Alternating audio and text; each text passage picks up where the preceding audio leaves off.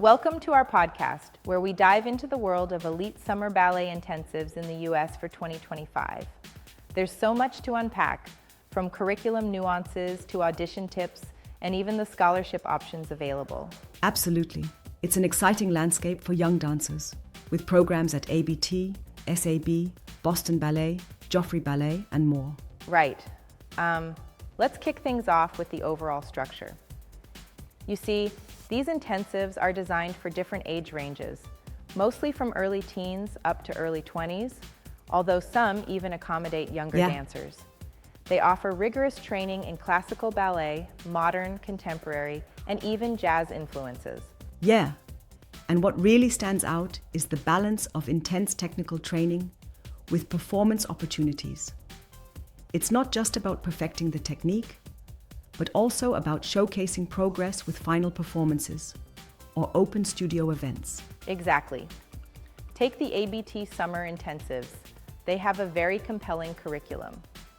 The New York and Florida locations boast comprehensive training with classes in point, partnering, and modern dance styles. And they've got a strong record of launching young dancers into professional careers.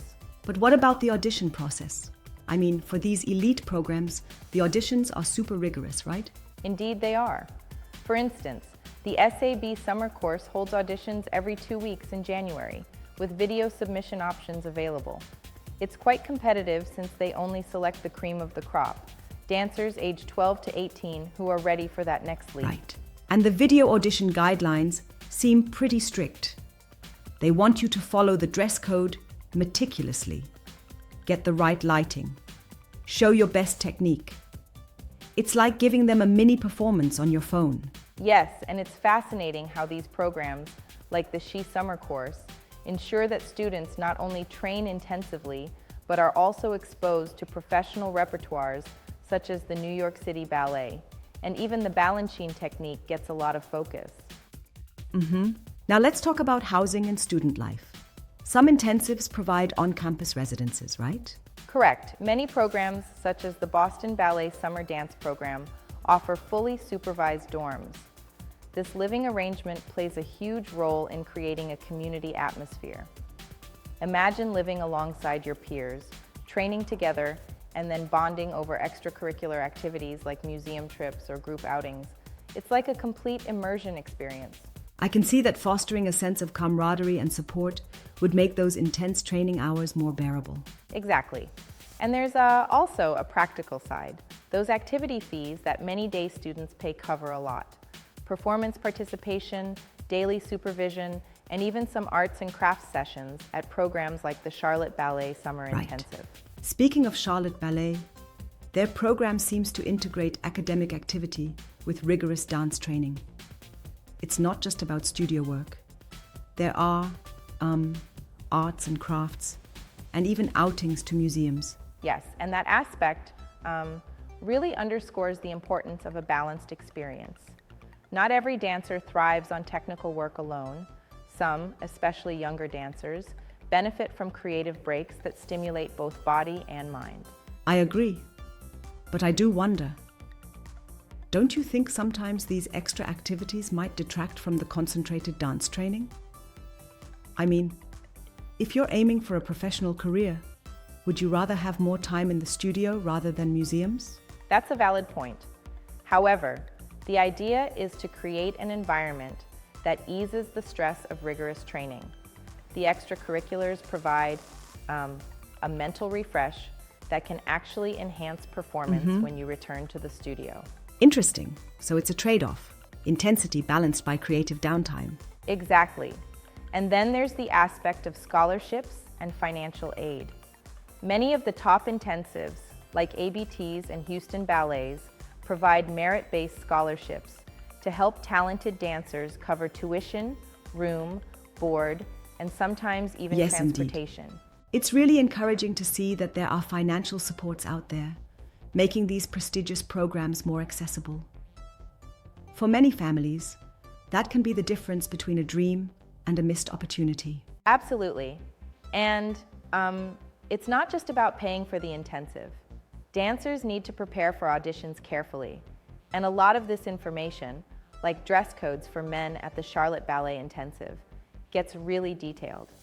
For example, men are required to wear solid white, tight-fitting tees, white leotards, and specific tights, with a secure bun or French twist for the hair.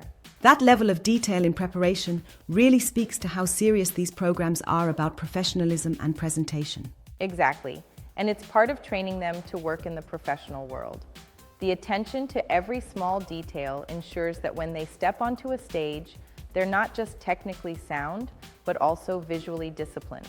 And then there's the performance aspect. Final performances are integral to these intensives. How crucial do you think they are? Oh, definitely crucial. Performance opportunities like the final showcases in the Joffrey Ballet Summer Intensive or the multiple stage final presentations at Houston Ballet allow the students to put all that training into practice. It's like they get to step out of rehearsal mode and into a real-world show, which really builds their stage confidence. Yeah, I love how these performances act as both a capstone to the work they've done and a critical learning experience in themselves. Right.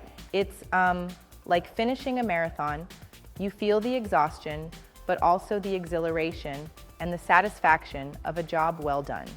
And for a dancer, these performances can be a key portfolio piece to boost their career prospects. Now, touching on curriculum differences, how do these programs vary in their academic focus? Great question. Some programs, like the SAB Summer Course, are intensely focused on classical ballet technique, partnering, and even contemporary dance, while others, like the Boston Ballet program, blend classical training with modern approaches, including Pilates and injury prevention seminars. It's like each program can cater to different needs depending on where the dancer is in their journey. Right. So, it really boils down to what the individual dancer's goals are, whether they're aiming strictly for traditional ballet mastery or seeking a broader, more diversified dance education. Exactly. And don't forget that some programs also incorporate auxiliary classes like modern dance, jazz, character dance, or even hip-hop at Joffrey Ballet's Intensive. This variety can really help in building a well-rounded technique and adaptability in performance. That's true. Though I sometimes wonder if that added variety might dilute the focus for someone who really wants to specialize solely in classical ballet. What do you think? I see your point. There's definitely a trade-off. For purists, a highly concentrated focus might be ideal. But for many, exposure to other styles builds versatility, a quality that's increasingly valued in professional companies today. Yeah, makes sense.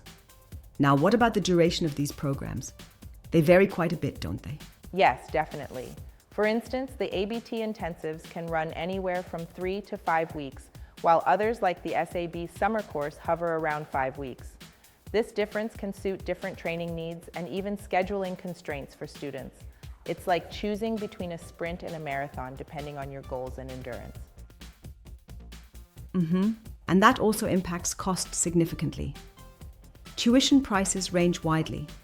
Some programs list fees around $2,500, while others go above $4,000, not to mention additional charges like dorm fees and activity fees. Exactly. Affordability is a big factor.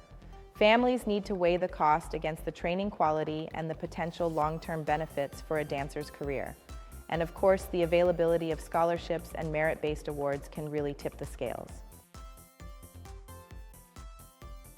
Right. It must be such a relief for many families to have access to these scholarships, given how competitive admissions are. I read that for some programs, only 1 in 4 to 1 in 6 applicants get accepted. Yes, and that level of competition immediately raises the bar. It means that dancers not only need to train hard, but also prepare for a formidable audition process, often with video submissions well in advance. This, in turn, makes the final performance all the more meaningful. Wow!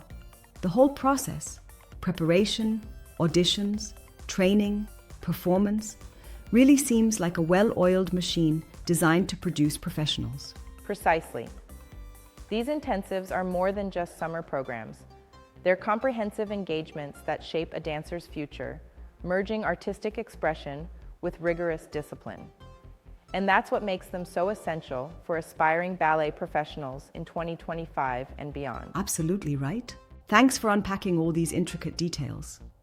It's fascinating to see how each program, with its unique emphasis on faculty quality, curriculum, and supportive environment, plays a pivotal role in nurturing the next generation of ballet stars.